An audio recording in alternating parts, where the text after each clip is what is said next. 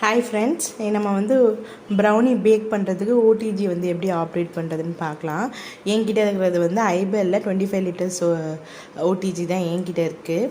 இப்போ brownie back பண்ணணுன்னா first வந்து என்னென்ன செட்டிங்ஸ் நம்ம பண்ணணும்னு பார்த்துக்கலாம்.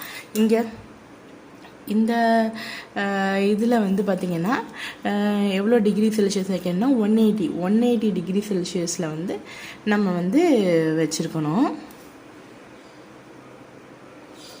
180 டிகிரி செல்சியஸில் வச்சுட்டு இந்த மோடு பார்த்திங்கன்னா கீழே இருக்கிற இந்த கன்வெக்ஷன் மோடு பார்த்திங்கன்னா டபுள் ராட் வந்து 2 ராடுமே நல்லா ஹீட்டாக இருந்தால் தான் ப்ரௌனி வந்து நமக்கு ஈவனாக பேக் ஆகி வரும்.